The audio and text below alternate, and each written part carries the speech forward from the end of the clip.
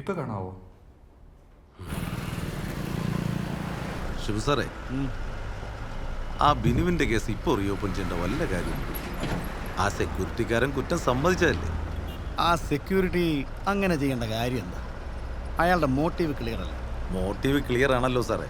അവന് ജയിലിൽ പോകണം. അവന് ജയിലിൽ പോകണമെന്ന് അത്ര ആഗ്രഹം ഉണ്ടെങ്കിൽ ഏതെങ്കിലും സ്റ്റേറ്റ് കാർ പോകുമ്പോൾ ഒരു കറുത്ത തുണി നോക്കി കാണിച്ചാൽ പോരെ? അത് ശരിയാ. ഇതൊന്നും അല്ല, ഇതിൻ്റെ പിന്നെ വേറെ എന്തോ ഉണ്ട്. അതെന്തായിരിക്കും സാറേ? അവന് ബോധം വന്നിട്ട് 3-4 ആഴ്ച ആയല്ലോ. സംസാരിച്ചു തുടങ്ങിയെന്നാ ഡോക്ടർ പറഞ്ഞേ. നമുക്ക് ചോദിച്ചു നോക്കാം. ആ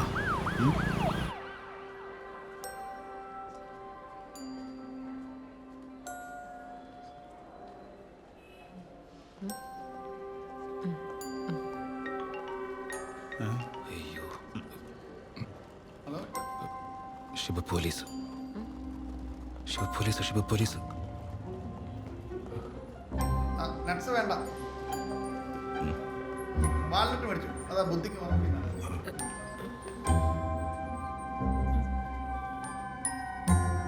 നോക്കി. ഇത് ഓർമ്മയുണ്ടോ?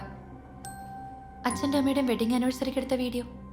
ദേ അവരൊന്നും ഓർമ്മയില്ല. ദേ ആ ആളെ മനസ്സിലായോ? ബിനുവിന്റെ ഓപ്പോസിറ്റ് ഫ്ലാറ്റിലുള്ള ഡോക്ടർ അജ്മൽ.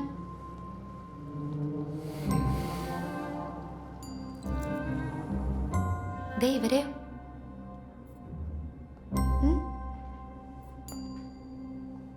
ശ്രമിച്ചു നോക്ക്.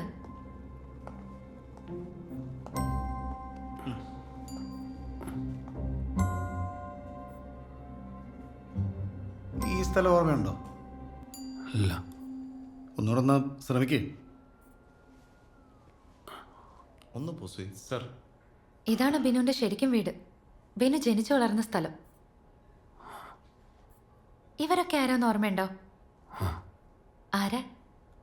അച്ഛനും അമ്മയും. ആ അപ്പം ഓർമ്മ വരുന്നുണ്ട്. കണ്ട് പരിചയതാ. ആണോ?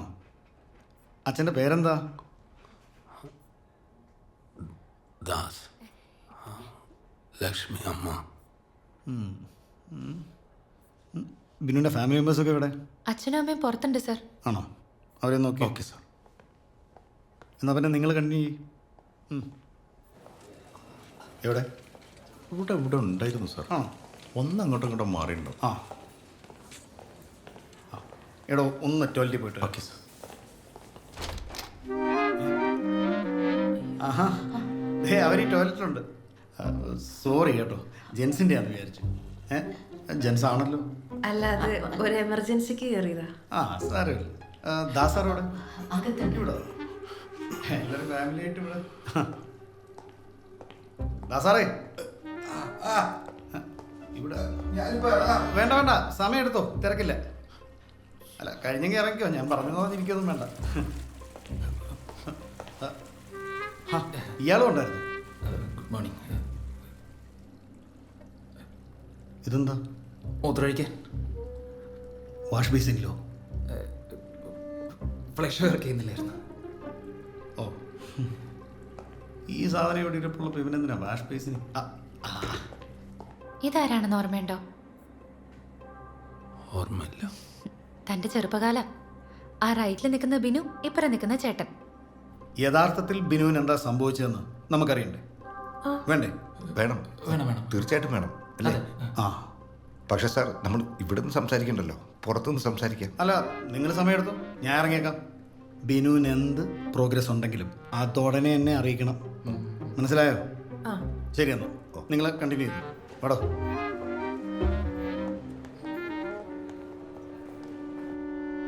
ഇതാരാണെന്ന് മനസ്സിലായോ? നിങ്ങളെ കെട്ടിയിടാൻ പോകുന്ന ആള്. ദേ ഇത്.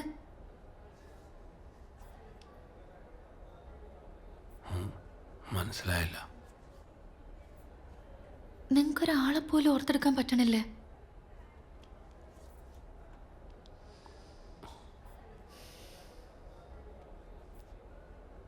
ഇയാളെ അറിയാം. ആരെ?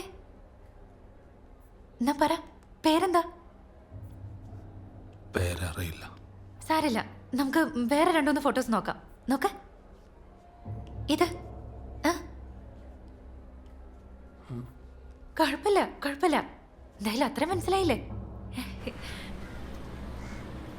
അപ്പൊ അത് ചെയ്യ്. ഓക്കേ? ആ തന്നെ വാ വാ വാ, ഒരു സന്തോഷ വാർത്തയുണ്ട്. ദേ ബിനു ഇയാളെ തിരിച്ചറിഞ്ഞു.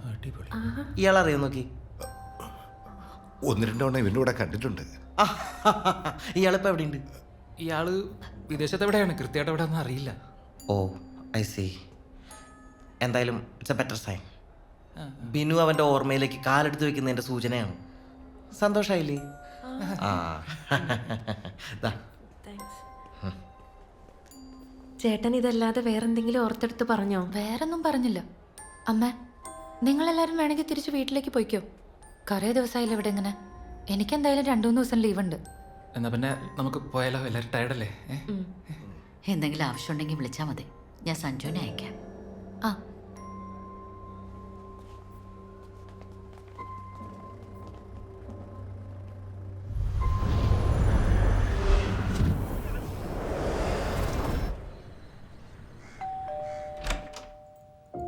ആ ഡോക്ടറോ? വരൂ.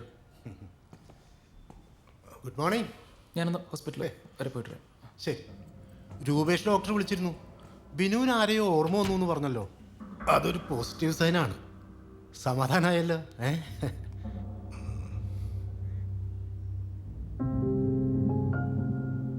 എന്താ എല്ലാവരും ഇങ്ങനെ ഇരിക്കണേ? എന്തെങ്കിലും പ്രശ്നമുണ്ടോ? എന്തെങ്കിലും പ്രശ്നമുണ്ടെങ്കിൽ തുറന്നു പറയണം, എന്നാലേ പരിഹരിക്കാൻ പറ്റുള്ളൂ. പ്രശ്നമുണ്ട്.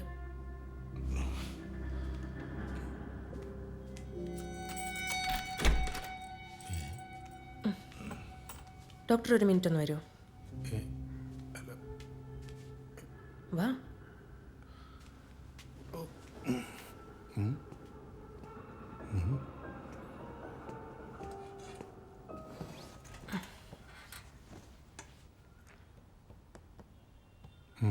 ബിനുചേട്ടനെ ശരിക്കും ഡോക്ടർക്ക് അറിയോ?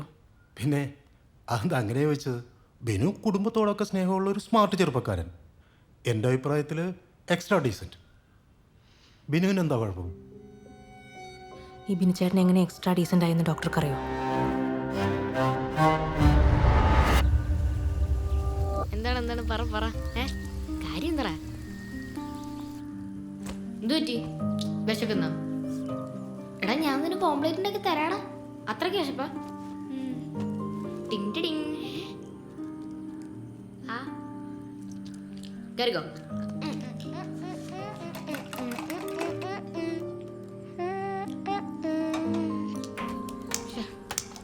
കത്തുന്നില്ലല്ലോ, തീപ്പെട്ടി എവിടെ? നീ അതൊരു കാര്യം ചെയ്തേ, അതിൻ്റെ അടുത്ത് തീപ്പെട്ടി എവിടെ എന്ന് ചോദിച്ചേ. കൊണ്ടുവരാം.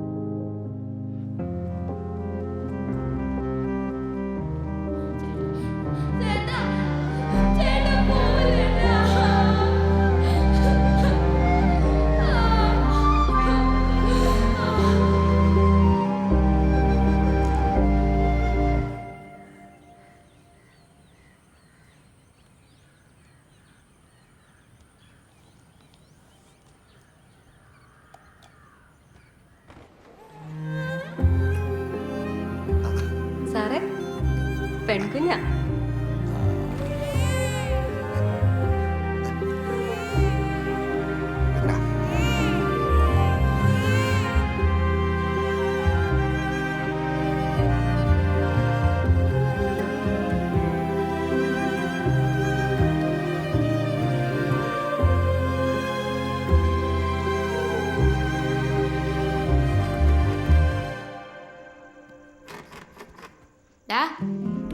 സ്പ്രിംഗ് ആക്ഷൻ അല്ല.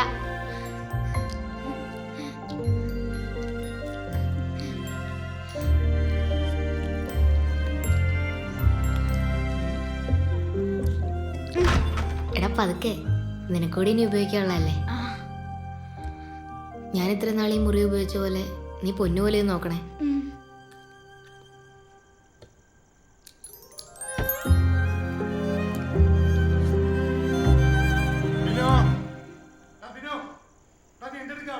എടാ അച്ഛനെ കിട്ടണ്ടെങ്കിൽ വേഗം ചെല്ലി. എടാ ചെല്ലടാ പോ. അല്ലെങ്കിൽ ദാസനോടൊന്ന് പറഞ്ഞുകൂടാന്ന് അവൻ അറിയില്ലല്ലോ. ആ ഇവരിറങ്ങായി. നിന്നെ കണ്ടില്ലെന്ന് പറയുമായിരുന്നു. പുള്ളിക്കാരൻ നല്ല തിരക്കിലാ. ഗിന്നസ് ബുക്കിൽ കയറാൻ പോവുകയല്ലേ. കേരളത്തിൽ PSC ടെസ്റ്റ് ഏറ്റവും കൂടുതൽ തവണ എഴുതിയവൻ. എത്ര തവണ എഴുതിയടാ? നിനക്ക് ഓർമ്മ കാണില്ല, പക്ഷെ എനിക്കറിയാം 39 തവണ. ഇനി എഴുതാൻ പറ്റൂല, കാരണം ഏജ് ഓവറായില്ലേ. ഇനി PSC ടെസ്റ്റിന്റെ പേര് പറഞ്ഞ് മുകളിൽ കഥ അവിടെ ചിരിക്കാൻ പറ്റില്ല. എന്നോട് നാളെ മുതൽ ഷോപ്പിൽ വന്നേക്കണം, മനസ്സിലായോ? അല്ല നിഷിമ എന്നാ യൂസഫ് പോന്നെ? അത് ഈ വ്യാഴാഴ്ച. അവൾ ഇന്നിപ്പോ ചെന്നൈയിൽ എത്തും. ഡാ നീ മോളെ കൂട്ടാൻ പോകുന്നില്ലേ? കാർ എടുക്കാൻ സഞ്ജു വരുമല്ലോ. എന്താടാ വായിക്കാത്ത? ഒന്നും മിണ്ടാത്ത? വായിക്കാത്ത എന്താന്ന്? എടാ എന്നോടാ ചോദിച്ചത്. ചോദിക്കമ്മ, ഇതിനോട് പലവണ പറഞ്ഞില്ലേ ഇതൊന്നും വായിക്കാത്തിട്ട്. അതെ അതെ, എന്നാ ഞങ്ങള് ശരി. വിലാസിനോട് അന്വേഷണം പറയണേ. ആയിക്കോട്ടെ, ഇതിനൊരു മാറ്റമില്ലല്ലോ. ഞാൻ നിങ്ങളോട് എത്ര വട്ടം പറഞ്ഞതാ ആരുടെ മുമ്പിൽ വെച്ച് ഇൻസൾട്ട് ചെയ്യരുതെന്ന്.